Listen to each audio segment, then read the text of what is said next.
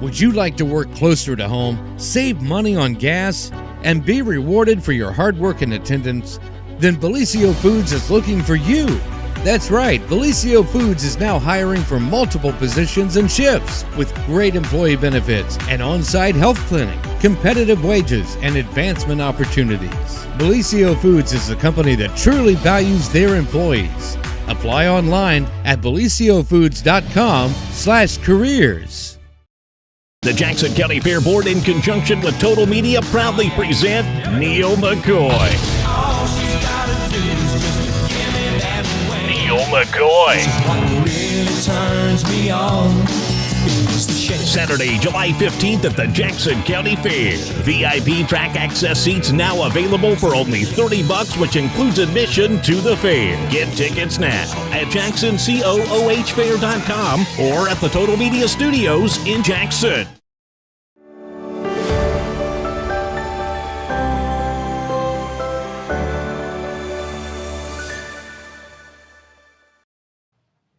Well, happy Friday, TGIF, everyone, and welcome to the morning show right here on Main Street TV, where it is Friday, which means our good friend Pete Wilson is here to do the morning news update, and that's always brought to you by Nia Henry, agent for Appalachia Realty. And if you're looking to buy, sell, or have any real estate questions, give her a call, 418-4135, and she'll be out working for you. She's our local lady. Right, and if the line's busy, she'll get to you. Don't worry. It's because she's on both ears. Right, right. She is a multitasker. If there's anybody in the world that is a multitasker, it is Nia. You can't slow Nia down. No, that is absolutely exactly right. So, Pete, you have some news, and you're getting ready to go on a fun little trip again, so we can't wait to hear about it when you get back. Okay, not going, the last time it was the Grand Canyon, and I'm going east this time, not all that far, and it won't be for very long, but it'll be a nice little trip. Yes, I love that you and Pam get out and about, and we always love hearing about your adventures when you get back. So. Okay, well, we hope it'll be nice. We kind of scouted it out, and it'll be fun, I'm sure. Yes, the weather forecast looks good right now. Hey, there you go. That helps. Right. Okay. So what's going on? Well, we have got a really major story to tell you about. It really just came through late yesterday afternoon, and I picked up some additional information about it. But it could be the first step towards something really important and good for Jackson County. Okay. It's this.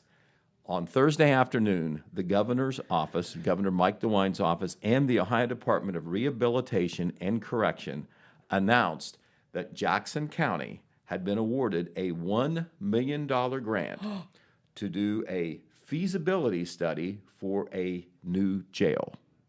Holy moly, that's been wanted for so long. Right, and they've been talking forever on this, and Yes. I know that probably folks who aren't on the front lines and haven't read every article in the paper, they're probably thinking, why doesn't somebody do something about the jail space situation? Because, for the uninformed, you got a 40-bed jail, the Jackson County Correctional Facility, which was built new in the late 1990s. It seems like yesterday, but yeah, it's been a long time. Right, and unfortunately, even though they thought that it was adequate then, capacity-wise, it hasn't turned out that way. It probably wasn't big enough to start with, but then you add, the spike in crime, Yep. The number of jailable offenses that need to be addressed, the state changing the rules on some felonies that throw some prisoners back on the locals. And then, of course, the great spike in female prisoners. I mean, Yeah. I can remember back in going into 2000, they're thinking, well, you hardly ever have a female prisoner. Well, there's more of them now. Sure. And the Jackson County Correctional Facility is male only. So, Right. Anyway, the feasibility study, it's $1 million. It doesn't mean that once they do this study that there's going to be a new jail built, but obviously, if you have that work done, you're in much better position to receive construction funding. And Yes. the state's financial situation is good. The people at the top and in the legislature know that jail space at the local level is a problem, Yep. probably is at the state level as well. And they are funneling money in. There was actually about $50 million awarded yesterday by the state to different entities, counties, and so forth. Some of it was through construction, some of it was through renovation, some of it was through feasibility. So this is the first step towards what could be a new jail in Jackson County. And here is the exciting part of it. Once again, we're talking about possibilities and feasibilities, and it's liquid. But it could well be a regional jail, which would mean that a jail that would likely be located in Jackson County would serve multiple counties. Now, no agreement has been made, and there's no jail construction money yet, but there has been talks at the county commissioner level in these 5 counties. Those counties are Jackson County, Vinton County, Pike County, Lawrence County, Meigs County. You look at the map of those 5 counties. What is right in the middle? Jackson County. Plus, Jackson County Commissioner Donnie Willis, who right now is the chairman of the Jackson County Commissioners, he's the one who I talked to after I received word of this grant. There's Donnie right there. And Donnie, just a little bit of a profile on him and his background on the jails. He was once the supervisor of the jail before he was a county commissioner. He has kind of a law enforcement background. Right, under Ted Frazier. And he was elected, of course, commissioner in 2020. And he is, in addition to being the chairman of the jail, he is on the state board for the County Commissioners Association of Ohio, and he is on a committee called the Ohio Jail Advisory Committee. So with his background and his knowledge, he has really lobbied hard. He has lobbied hard to get Jackson County to have this at least conceptual plan for a regional jail that now has been funded. So they will hire a consultant who knows a lot about jail operation, jail construction, and they'll have to pick a firm, but they will do a $1 million study to look at the factors and then be able to present something to the state, the same group probably, for jail construction later on. He told me that it will probably be a year. First of all, they don't have the money in hand. It'll probably maybe come in this summer. Then they got to look for somebody. They got to hire somebody. Right. And then for $1 million, they should be doing some work, right? They should be doing some work. Right. So He's hopeful that it won't take the whole $1 million, and they might be able to apply that, to future jail needs. Right. But let me ask you this. Sure. Was a location discussed? If there is a location discussed, I have not been told that right now. I guess that would be part of the feasibility study. Right, because the geographic and the fact that Donnie at least has led the effort on this legwork, saying, hey, what do you think of this idea? Almost every county in the state's got a problem with jail space. Yeah. All right. Right now, in Jackson County, we'll roll back to the problem. The Jackson County itself is spending, what did he tell me? $600,000 for out-of-county jail expenses. And this is the county. It's their jail. Now, this doesn't even mention the city of Jackson, the city of Wellston, the village of Oak Hill. They have prisoners, too. They do have a certain number of beds that are part of a deal that was made a long time ago when they passed the sales tax. Right. But everybody has to take a lot of prisoners out of town. That costs money. We know transportation costs a lot. Big time, a lot of money. An officer is making that transport. That costs money. Yes. They're also out of the jurisdiction where they're supposed to be doing law enforcement. So that's kind of like it's all an issue. That's kind of like a hidden cost as well. Maybe somebody is having to work overtime because one of the places that they take prisoners is in Wood County. Do you know where Wood County is? My guess is it's up north somewhere. It is way up northwest. I think that's the county where Bowling Green is. Okay. That you can't get there from here. Right. Well, you can, but it takes a long, long time. Yeah, about 3.5 hours. I don't think people, they may be numb to it. They've heard it so much, but that is maybe one of the biggest problems facing for sure Jackson County and the entities outside of, the overall crime problem, which of course is connected with that. But well, if you take that $600,000, Pete, per year and add that up, it adds up pretty. That adds up pretty fast to be able to justify paying for your own place. But if they have this jail, they'll obviously make it a lot bigger. And once again, I need to throw out They got the feasibility study. That doesn't mean that they have the construction money. Correct. However, the state right now is in a position where they are awarding construction money. Donnie feels, from my conversation with him, that if you get the feasibility study and you complete it, and it looks like you got a really good plan, and he feels with the regional plan, the odds of getting construction money are better because you're fixing the problem in multiple counties instead of just one. Yeah. He feels that the chances of getting construction money are very, very good. So this is going to take a while. Okay. I may have more gray hair and you may get some before there will be a regional jail. But Hey, the table is one step further. right. The table is getting set right now, and Okay. Donnie Willis deserves a lot of credit for the way. It's not just him, but he has led the effort on this particular plan. Well, it certainly helps that he has that background and understands, the way that this whole thing works. Right. He's very happy with the DeWine administration and the other administrators in the High Department of Rehabilitation and Correction, because not everything gets funded, and the county has tried to get some money before for jail construction and not been able to do it. Now, related story. Remember Judge Mark Music, who has also been a proponent of more jail space and like that. He has championed the concept of what they call a CASC, which is a community alternative sentencing facility. All right. Okay. And that would address specifically drug-related offenders who end up in jail, but they're maybe not violent offenders. Sure. And the idea of that is you would, in a more of a minimum security facility, which would not be as costly to operate, Right. you're diverting people from the full security jail that is more expensive, all right, where you have corrections officers and everything. Also, you might be able to fix people, because the idea is to rehabilitate. to do counseling, rehabilitation, even some vocational stuff. Now, the CASC cannot get this jail money that the state awarded through a feasibility study to Jackson County yesterday, because it is through a standard jail, not a CASC. A CASC is a different animal. Okay. Donnie says just because they're getting a feasibility study to build a full-service regional jail doesn't mean that they can't maybe also get money for the CASC. Okay. But it would have to come from a different source. So that idea is not necessarily dead.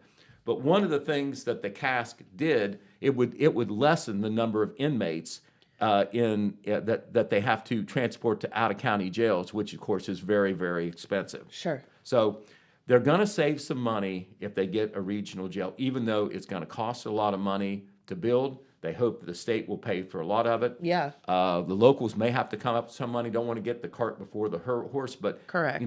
These are all things that are out Yep. through discussion right now. But the bottom line, a $1 million feasibility study from the state Interesting. to Jackson County, and 4 or 5 counties, maybe more, could get on board. No formal agreement with those other counties to do this. They haven't even got the jail construction money. But Donnie has got enough cooperation, collaboration, and approval from the other counties to know, hey, listen, we like this idea right now. Well, and just thinking forward about this, some people might say, "Oh my gosh, you don't want a big jail here in our county," but you want to talk about jobs and you want to talk about, some economic growth and development. A jail employs people, and it does. They it is, buy stuff. It is. So it is economic development, and there will be a backdoor benefit to the law enforcement agencies if they're able to drive, a mile or two to the jail rather than 250. and then you're thinking about, hey, they're driving prisoners from Meigs County to here. They're buying gas. Maybe they stop and eat somewhere. All of these things that bring in money to our community would come in from that too. I'm thinking that far ahead, that's right. There's certainly some indirect benefits as well that you're referring to. But we'll see what happens. That story, of course, will be featured in our Saturday paper. Great, okay. And we got information from the state, and Donnie Willis gave me some time yesterday evening to flesh it out on some of the local details Awesome. and the ideas behind it and where he hopes it'll go. So that is a very, very big story that is developing. Yeah. All right. A little bit later this morning, there's going to be a party down in Oak Hill. Yes. It'll be at 11 o'clock. And the Oak Hill Chamber of Commerce will be welcoming the Jackson County Economic Development Partnership for their board meeting. You're on that group, aren't you? Or no. are you? You're not. Okay. No, they don't like me, I guess. Okay. Well, anyway, I think you're qualified. Sam. But anyway, there's about 30 people on that group. It's a quarterly meeting, and they're going to have it in Oak Hill because of the Oak Hill Sesquicentennial year. You said that so well. Right. Okay. It'll be at the Liberty Theater Community Center there. The public, they're not going to close the doors to the public, but it is JCEDP and Oak Hill Area Chamber of Commerce, probably other local dignitaries as well. Sure. Our radio guys are going to be there. Matt McKee will be there. James K. Hamilton will be there. I heard that James K. Hamilton will be there too. So, and you know what? Red Thompson Jr. is going to be there. What? You mean Kennelly? Right. And let me tell you, I cinched the deal with Red Thompson Jr. when I told him there were going to be sesquicentennial cupcakes there. There you go. That's all you got to do. We clinched the deal. So, Red, when I get off the air here, I'll make a call and wake him up. But he will. He's not a morning person. No, he will be there to cover that, and it's maybe not hard news, but it's a nice party situation, and it's a group at the county level.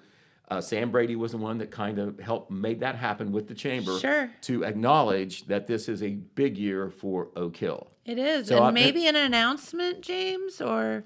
I think Pete's going to announce it in a second. Okay. Well, yes, we have. Oh! I thought this was a secret. Well, thing. there's some things. Well-kept secret. No. Okay. No.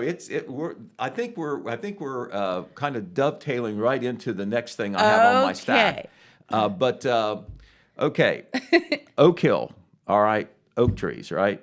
Okay. Yes. So they wanted to come up, the Oak Hill Chamber. Yes. Kind of in the spearhead. They wanted to come up with something symbolic because of the sesquicentennial to celebrate the village in the 150th year. Makes sense. So I don't know who came up with the idea, but it was announced at a chamber meeting, and Curtis Strickland is the president. Strickland came up with the idea. Okay. Well, they want to come up. They want in Oak Hill to come up with, if they can raise the money, and they've already we've got to kinda raise started, the money for this. the world's largest acorn. Woo! Okay. How well, let me fun. tell you, they're going to have to raise some money and do some work because Raleigh, North Carolina already has what is now the world's largest acorn, and there it is.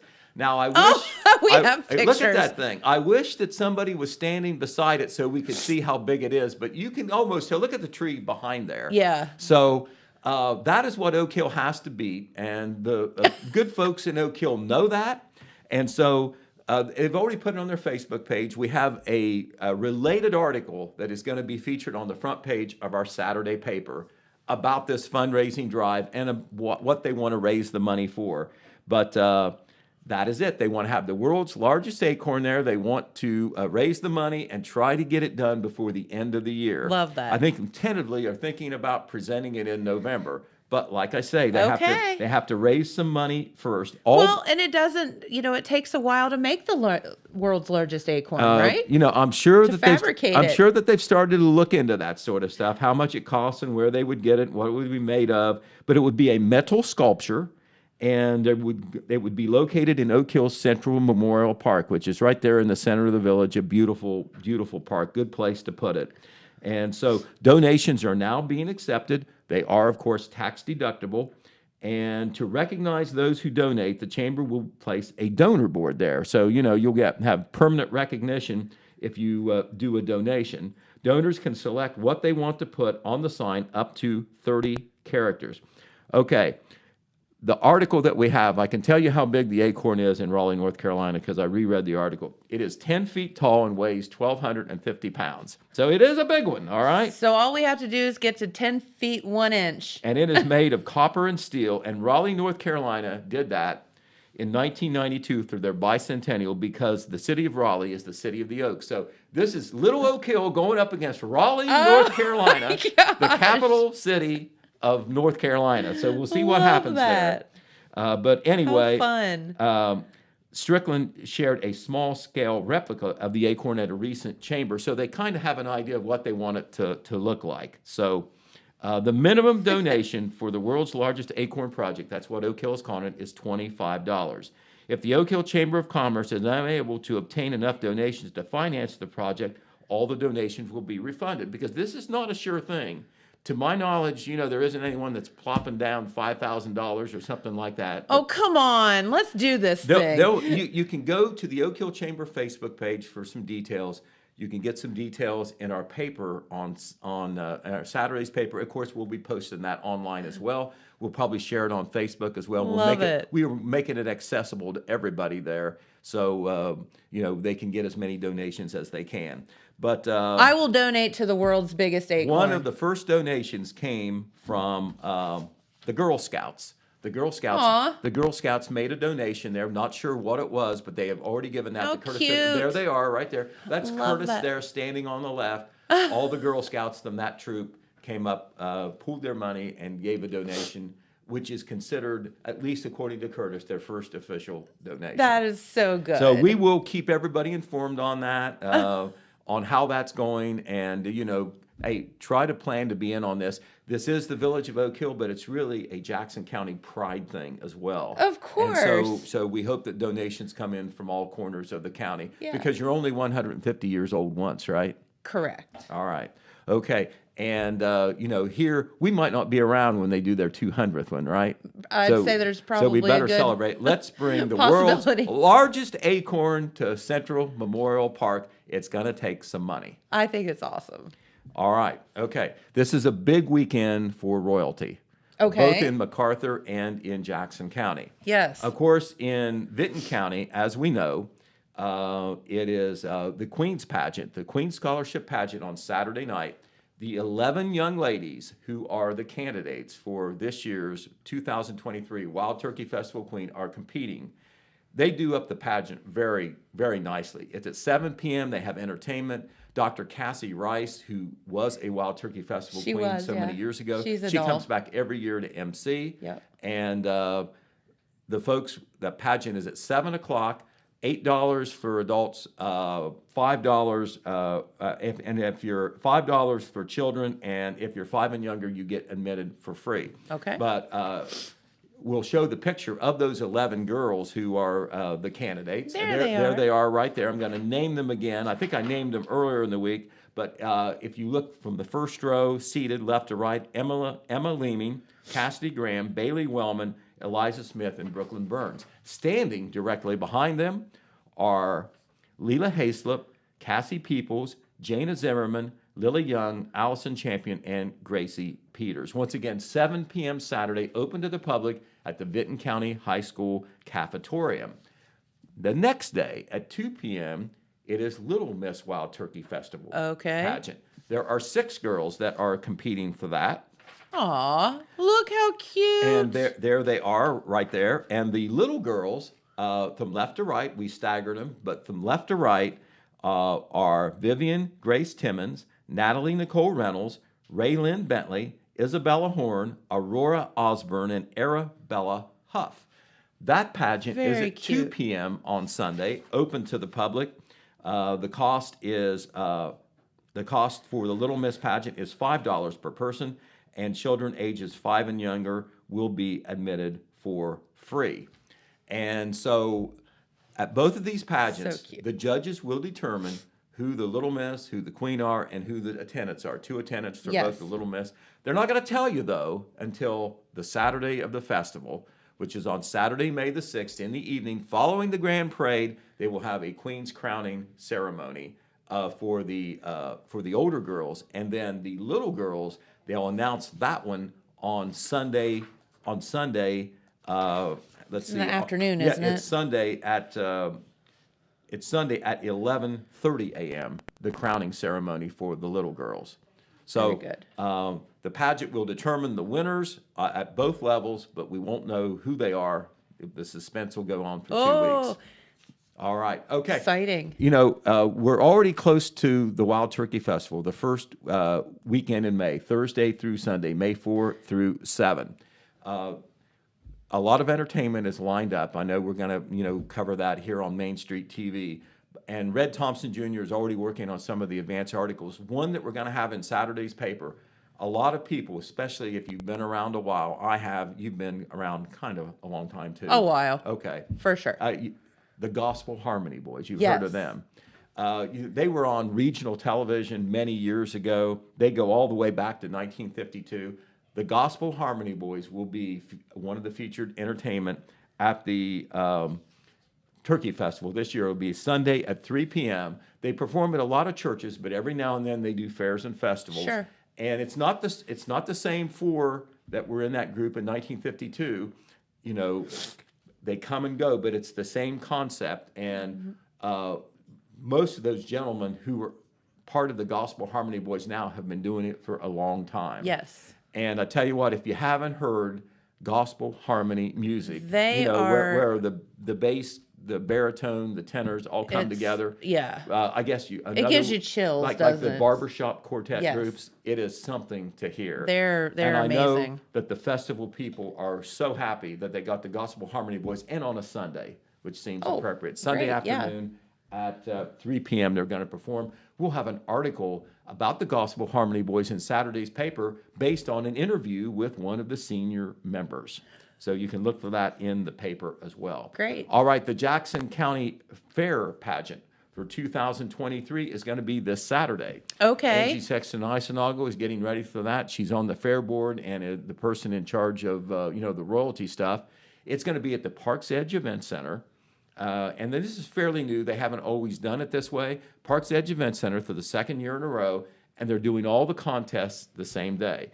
For a while, many years, they did it in June over at the Extension Center, They the did, OSU yeah. Extension Center. Now they're doing it at Parks Edge Event Center. It's a very nice venue, a little bigger there in the area where they're going to do it.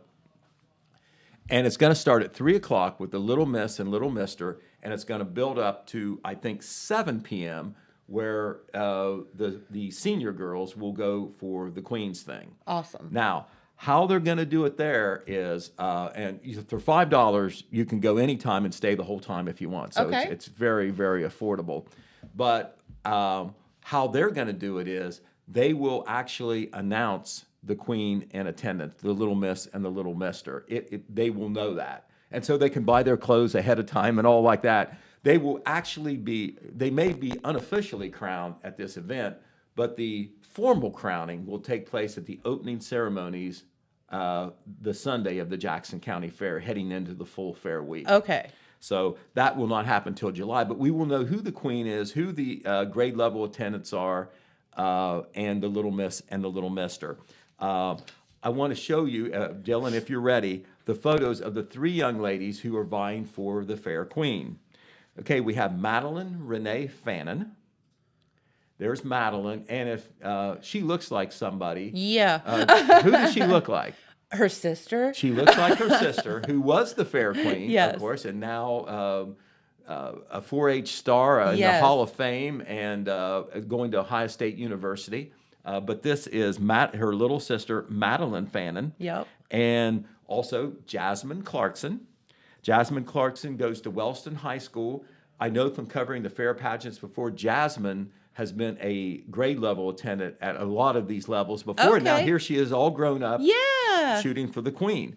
How and then the fun. third candidate for Fair Queen, there are a total of 3, Okay. is Rebecca Shaw.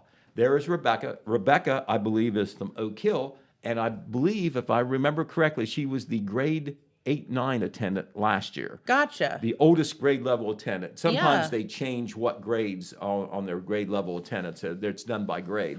But the other people who are going for the grade level attendants will tell you who they are. We don't know the Little Miss and Little Mister pageant. They didn't release that information. But Annabelle McGowan, we don't have these pictures, but I'll read the names. Annabelle McGowan Trumbull is a 3rd and 4th grade attendant. Natalie Danielle Hardwood is a 3rd, 4th grade attendant. Adley Kearns is a 3rd, 4th grade attendant. Trinity Fulkerson is a 3rd and 4th grade attendant. Michaela Simpson is a 3rd and 4th grade attendant. Lizamon Perez is a 3rd and 4th grade attendant. So there's quite lot a few of of girls, those. yeah. On the 5th and 6th grade level, the contestants are Abigail Cooper, and she's the only one, so I think she's going to win. She might. The 7th and 8th grade contestants are Addison Daly, Nevaeh Hightower, Bobby Browning, Summer Dickerson. There's 4 of those. And then the grades 9-10 contestants are Mackenzie Collins and Natalie Allison. So altogether, 16 girls shooting for Jackson County Fair royalty, and that is this weekend as well. So we're going to fan out. I'm really a real stinker. I'm going to be going on vacation. I won't be there, but we'll have people at the Queen's Contest, the Queen's Scholarship Pageant in Vinton County, in MacArthur. Also, the Little Miss on Sunday, and then, of course, the Fair Queens Contest here in Jackson on Saturday. So lots of pageantry going on this weekend. All right. On the back end, since we haven't been on TV since Monday, we do want to tell you that Jason Holzapfel did successfully complete the Boston Marathon. It was on Monday. There is Jason. I don't think he's crossing the finish line there, but he knew someone was taking his picture. So even though he was running 26 miles and 385 yards, Look how happy he was looks. able to flash a smile. Yeah. So what did he do? He did it in 3 hours, 13 minutes, and 0.57 seconds. Way to go, Jason. So that's a great effort. Jason is 46 years old, so not many 46-year-olds can run a mile, let alone 26 of them. Yeah. So Jason from Wellston, congratulations to him. He's rested for a couple days, but this Saturday he's going to be in the Buck 50. That's where 5 guys, some kind of relay type event out of Chillicothe, they go 150 miles between the 5 of them. So if he does his share, that's 30 miles, not 26. So he's doing it again like twice in like a week then. He is doing it again. That's crazy. So that's crazy. And this will be the Boston Marathon was his 3rd marathon, I think, of the year, or within a year's period anyway. And now Jason, he's lost he's his doing mind. the Buck 50. He says he likes that one the best. Okay. But I think that's out of Chillicothe, and he's running with some other local runners Yeah. as well. So that should be fun. A lot of great. All runners. right. We've had some news that has come out of Vinton County, follow-up information out of that situation involving Cy Viersta and the Union Ridge Wildlife Yeah. Center. Of course, this really hit the headlines. I mean, it made regional and state news as well. Sure did. Because Mr. Viersta, who did legally change his name to just Cy, capital C, capital Y, kind of weird, but, that is his legal name now. Used to be Cy Viersta. He was a Vinton Township fiscal officer for a number of years, and it was determined through an investigation, which more details were just released this past week, by the way, that he used township money to fund personal expenses and to help operate the Union Ridge Wildlife Center, Right. which really must have been something to see. It's tucked away there near Wilkesville. A lot of local folks they knew it was there, but they didn't know all what was there. 35 different exotic animals, 6 chimpanzees, a wildebeest. I didn't know all those things were there. But he ended up being convicted of theft in office type charges for that money. He's supposed to do restitution in the amount of over $300,000, and he is supposed to serve 4 years and 11 months in state prison too. But so what happens to the animals? That's where some news has come out, because he is in jail, or in prison rather, and some of those chimps have been rescued, and through the efforts of PETA, the People for the Ethical Treatment of Animals, and some of those animals have gone to a chimpanzee sanctuary in Florida, where we understand they are very happy. As far as I know, they were happy at the Union Ridge Wildlife Center as well, but PETA has made sure that they have found, a good home, a good permanent home there in Florida. I hope they didn't go live with Carol. I think efforts Karen have been Baskin. Right. Carol Everything Baskin. did close. They moved all them too. Yeah, Carol Baskin's place closed too. I did not hear that. The Tiger King lady. Yeah. The Tiger King. Okay. Yeah. Well, I know that they've rehomed some of the other animals that were at the Union Ridge Wildlife Center as well. As long as the animals are taken care of, the rest I, of it I is... think everybody cares about that. Yeah. But he is paying $339,000 in restitution, 4 years and 11 months in prison, and that was his charges were engaging in a pattern of corrupt activity, theft in office, tampering with records, dereliction of duty, all those things that he would end up being charged with. But anyway, that's the state auditor put out a news release this week, earlier in the week, that we had in the paper Wednesday, about how he used some of this money. And what he did was he created fake invoices, billing slips, and other fraudulent documents to hide his activities. And it says here that he basically used the money to do some of these operations of the Union Ridge Wildlife Center. This was township money that he used. And Vinton Township is not a very big township. Right. So, it's amazing that, this happened and that it took this long to actually identify that this happened, because it was over a number of years. Yep. All right, but that's the latest from there. Okay, we've got the primary election on May the 2nd. Okay. Probably the biggest single contest involved, really the only one in Jackson County, is a two-sided race for the Wellston mayor. Yes. On the Republican nomination. Right. We had Anthony Brenner here not to talk about his candidacy, but to talk about being Wellston mayor and the things going on in Wellston not too long ago. Well, he would like to keep the job. To do it, though, he's going to have to beat a very familiar figure in Wellston and in Wellston politics, Tom Clark. Okay. There is Tom right there. A lot of folks in Wellston know him. He runs an auto body shop. He has been on council he's not on council now, but he had been on council for 34 years, something like that. So is what no he, stranger to local not, politics. Not at all. Yeah. So he's been around a lot longer than Anthony Brenner. However, Anthony has the advantage of being the mayor now, being in there. And there are some things going on now, infrastructure improvements at the park and so forth, and he's wanting to continue those. Sure. Tom had a colorful comment when he turned in information about his candidacy. He says, "I've been in the passenger seat too long. I want to drive the car now." Oh. That was the way he said. He wants to go from the Interesting. legislative to the administrative. But anyway, as part of our pre-election coverage, we are going to have profiles going in on both candidates, what they Awesome. say about why they're running and their goals and what they think the most pressing needs are in the city of Wellston. And so you can look for that in Saturday's paper as well. All right. Okay, big thing going on at Oak Hill today. We talked about that. But down at the University of Rio Grande, a major groundbreaking event today. It is for a 186-bed apartment-style dorm that is going to be built at the University of Rio Grande. Yep. Of course, President Ryan Smith will be involved in that. The Board of Trustees folks will be there as well.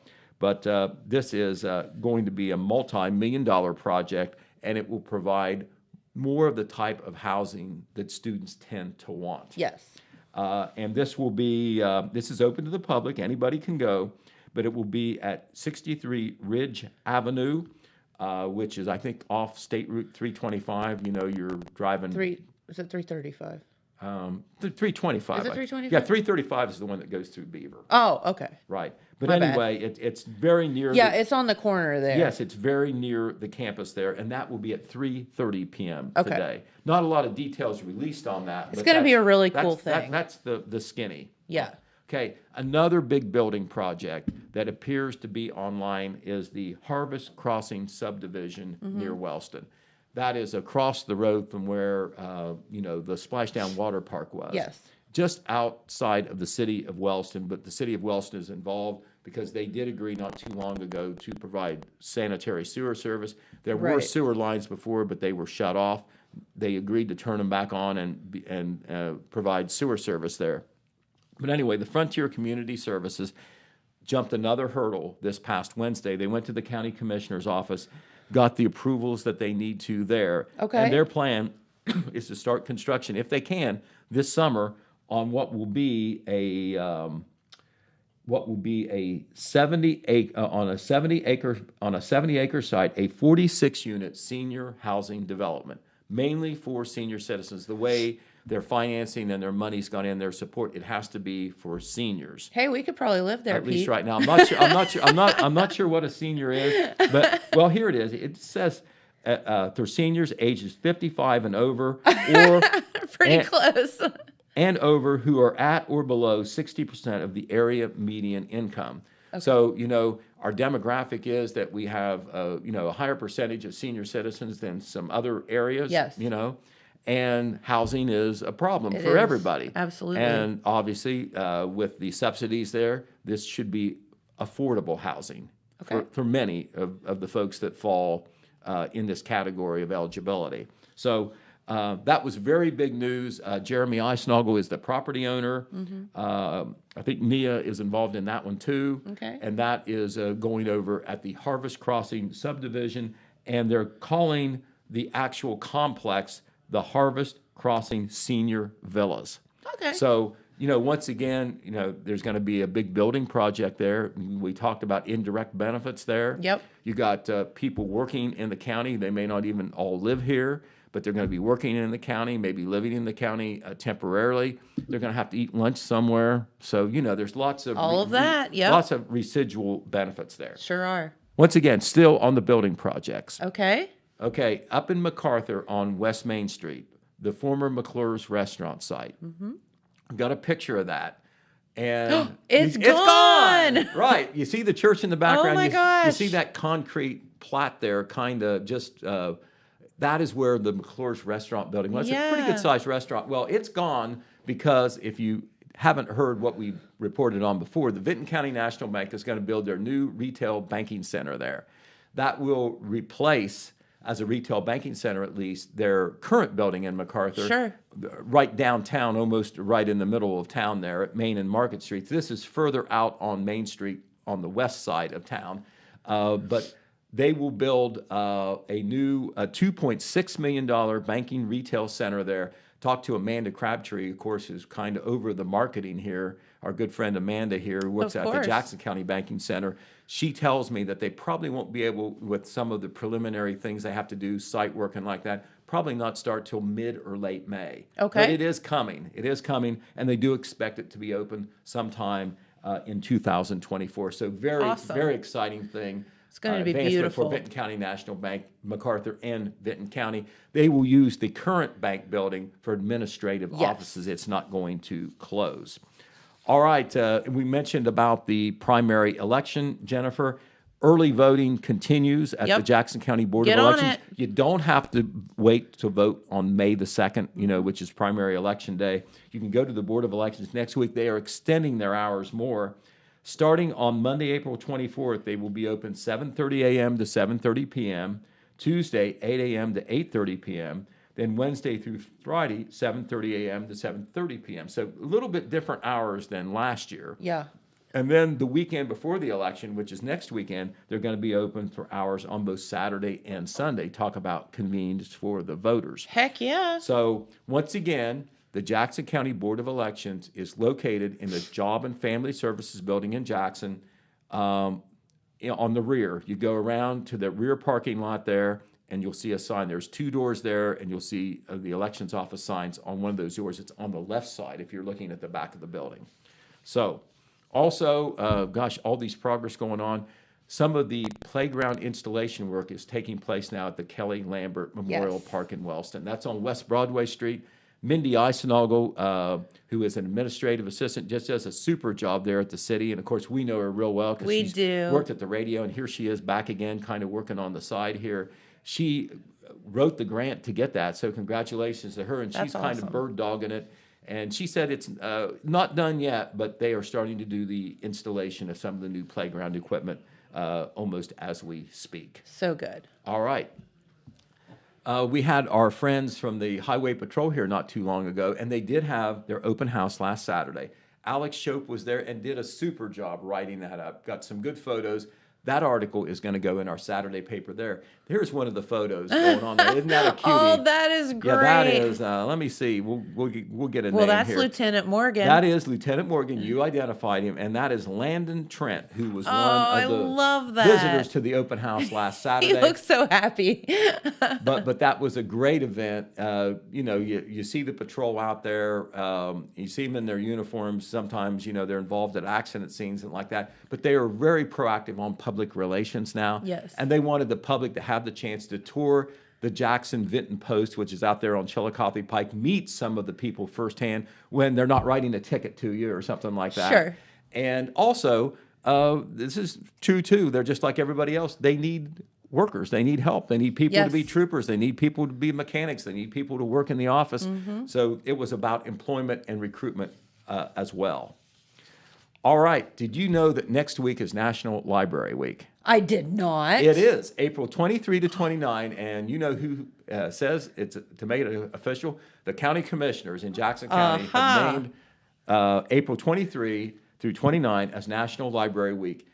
At last Wednesday's commissioners meeting, all 3 library directors were at the meeting in Jackson, to the commissioners meeting. And I think we have a picture of that too, if Dylan can come up with it. National Library Week, we'll show you the face of some of these library directors if we can get that picture. But Roger Donaldson from the Jackson City Library was there. Yes. Peggy Johnson from the Oak Hill Public Library was there. And Karen Yablonsky from the Sylvester Wellston Public Library was there as well with the commissioners. And we've got that article going in our Saturday paper too. They let each of the library directors talk about what is going on at the library. And you talk about reading is kind of in the past because of computers and keyboards and everything being digital. Well, let me tell you, our libraries are all great. They're all busy. Sure, they have the digital stuff now. So They many have the cool audio things. books. They've got the microfilm. They have all that, but they still have the traditional books as well. And listen to this statistic. In 2022, at the Jackson City Library, Roger Donaldson said 82,038 items were checked out, and 3,854 people attended various programs. They have Whoa. they rented out 1,842 Wi-Fi hotspots. So their door count at the library was also up as well. It was up 33% from 2021. So all of our libraries, and I'm just not saying this to be friendly, all of our libraries are very proactive. They are awesome. They do more than just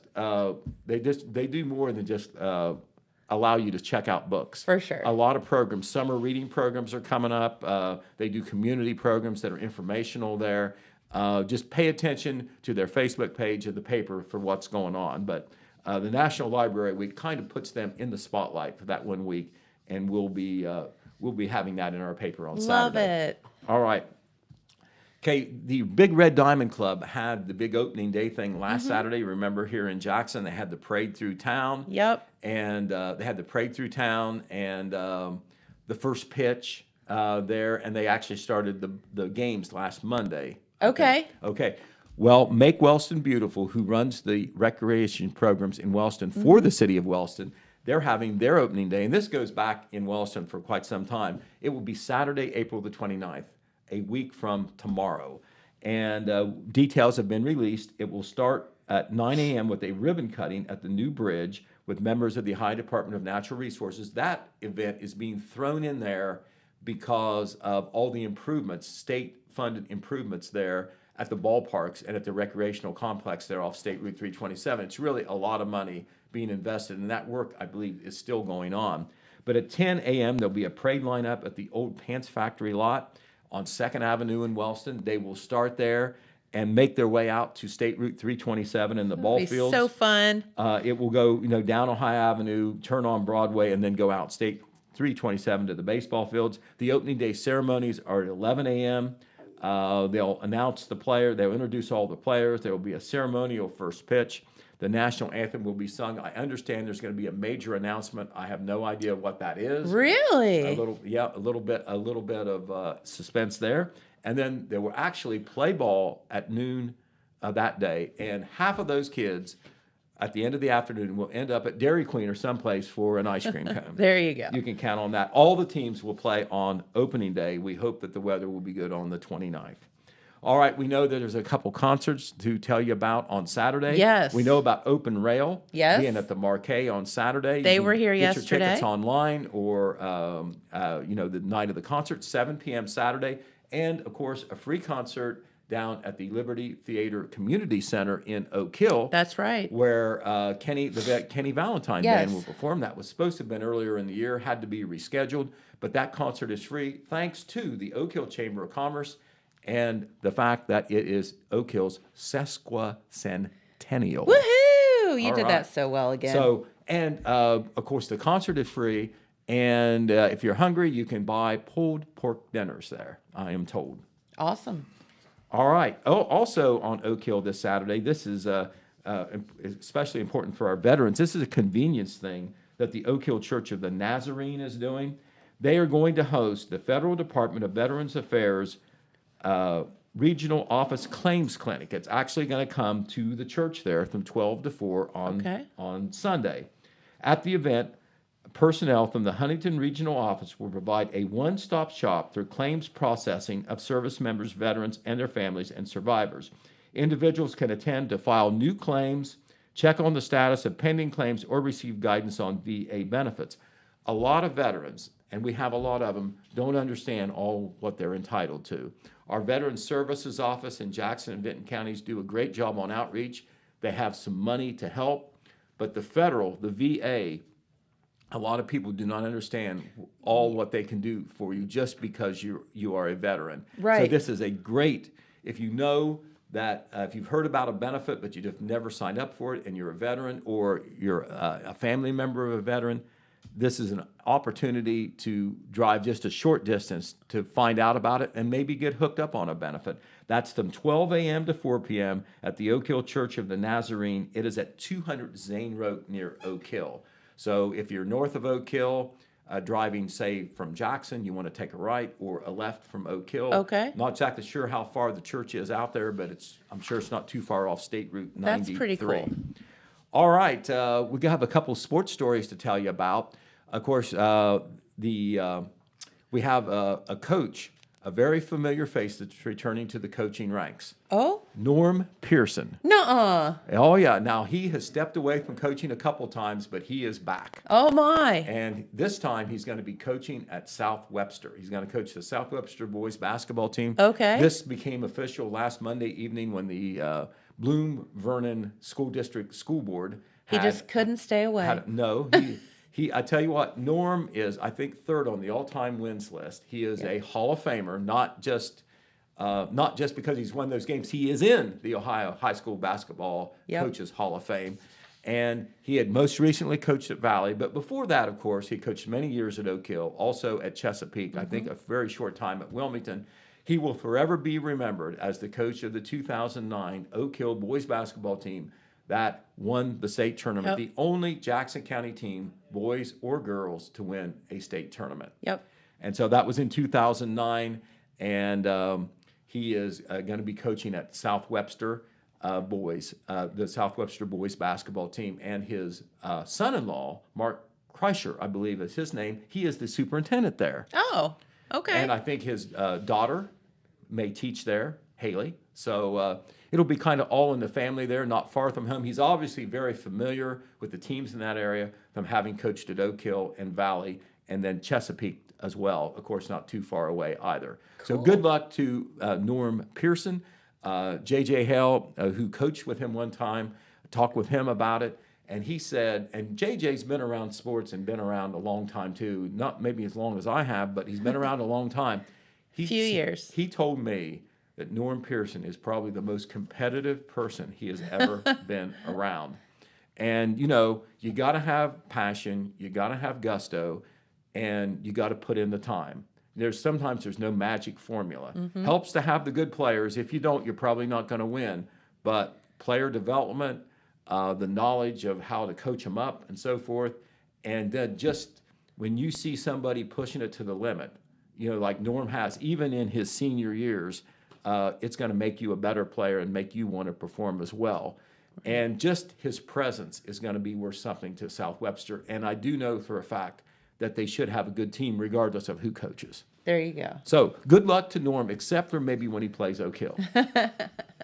All right, another good sports story to tell you about. Of course, we cover the home games for the Jackson Ironmen baseball team. On Wednesday evening, we were there to cover Jackson's 10-0 win over Hillsborough. They did it in Mercy Run Rule fashion in 5 innings. Wow. Gavin Jones was the pitcher. He's a sophomore right-hander. There he is throwing a pitch. The reason that we're putting this picture up is because he threw a no-hitter. Awesome. No runs, no hits. There were 2 or 3 errors that Jackson made, but so it wasn't a perfect game, and he only walked 1.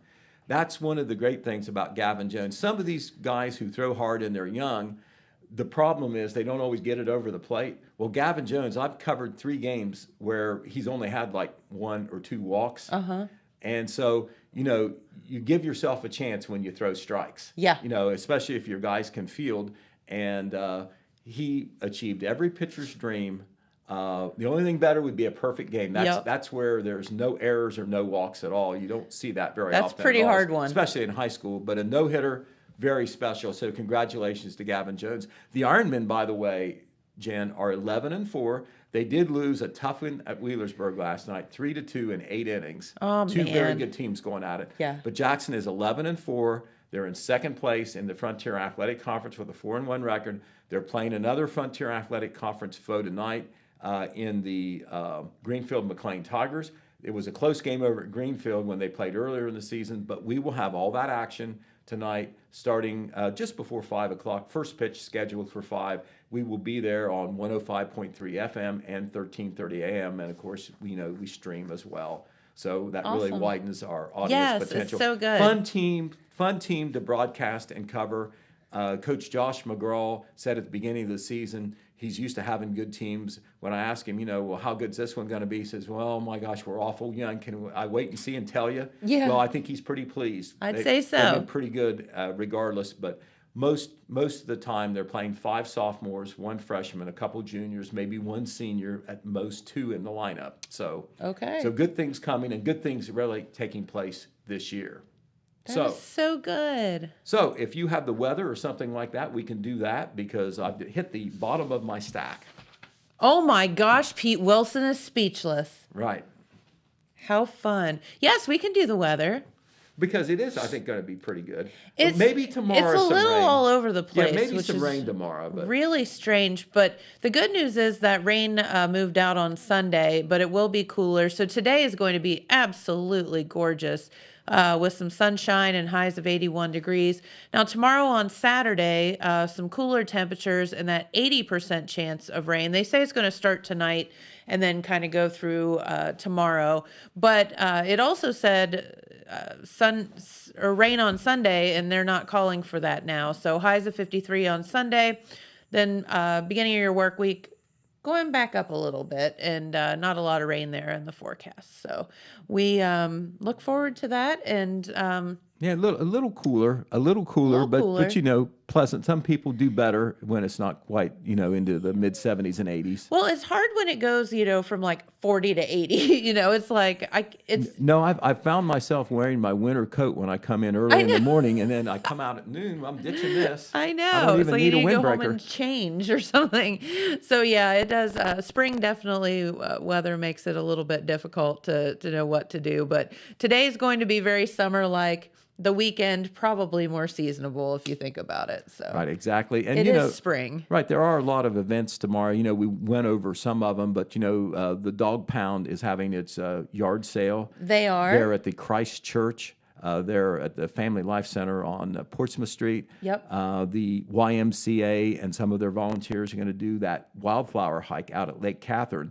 Now you have to register for that in advance, and they usually fill up. To be honest with you, so they fill up pretty quick. They usually so if fill you're up. interested in that, to check be it honest out. with you, and so 286-7008. Call the YMCA and see if you can get on that. Don't forget Cupcake Wars tomorrow night as well. Cupcake Wars at the YMCA, and so I don't know whether the cupcake baker at Oak Hill is going to be in that because they're doing the cupcakes anyway. But Cupcake Wars there. I don't know whether you've ever been to that, but I haven't been. They've done their Men Who Cook thing. Yes, those competitions are so fun. They are, and the cooks and the bakers really get into it. And if you buy a ticket, talk about eating heaven. My gosh. You're eating everybody's best cupcakes, their best soup, their best entree. Right. Who doesn't want to do that? I've gone to cover those. I'm not paying for anything, and I'm salivating. I know. You're like, wait a minute. Hey, is there anything that the poor press guy can take home with him? Did someone drop one on the floor that I could have? Hey, if the floor's, if you can get it within 5 seconds, they say it's okay. 5-second rule, right? I break that all the time. Very good. Also, speaking of the Jackson Dog Pound, there is a place in Gallup Police. So I just wanted to kind of mention that for a second. Let me see if I can find it real quick. There's a place in Gallipolis called Warehouse on Vine. And the dog pound, they're doing a little deal with the dog pound right now where they have gotten a bunch of the Kong dog toys in, and you can actually contact Warehouse on Vine, pay them, and they'll send the Kong dog toys. Those are the ones that they're real sturdy, and then they've got like a hole in them so they can put peanut butter and whatever in there. So the Jackson Dog Pound is kind of working with them on that. So if you can contact Warehouse on Vine, you can send money, which I did through Venmo or however you would want to. It would be much appreciated by the Dog Pound because they do have these big Kong toys, and you know the pound dogs need stuff to keep them occupied, keep their minds working. Sounds like a great cause. And one thing I didn't mention that just made me think of it, because you mentioned the good cause there in Gallipolis. Yes. A homeschool group out of the Wellston First Church of the Nazarene is going to walk either the length or most of the length of the Wellston bike path today, picking up trash. Oh, that's so cool. And they know that, I believe Earth Day is tomorrow. Am I thinking right on that? April the 22nd? But anyway, it's because of Earth Day, and so we need to do a little commercial for that. You know, that's do right. something to Hug improve, a tree. Do something to improve the outdoors. And looking ahead, don't have the time on this, but I want to mention it. Next Friday, the 28th of April, the Jackson City Tree Commission, which has been reactivated, is going to have an Arbor Day ceremony at Manpower Park. Awesome. I think they're probably going to be planting some more trees, and so we'll try to get the details on that, but we know they're going to do it. Very good. All right, see, we made it, Pete. We made it. Nobody had to tell us a stale joke even, did they? That's right. Okay. All right, have a great weekend, everyone. Get out and about and listen to some great music, see some Queen contests, whole lots of things going on. So we'll see you right back here on Monday. Thank you for watching. Bye-bye. This just in. The Telegram News has a new website. TheTelegramNews.com. Same dedicated coverage. Same trustworthy news with a brand new look. Covering Jackson and Benton counties and surrounding areas. Locally owned and operated, TheTelegramNews.com has its finger on the pulse of the community. Stay up to date on local events, high school sports, and breaking news. TheTelegramNews.com. Subscribe today at TheTelegramNews.com. Check it out.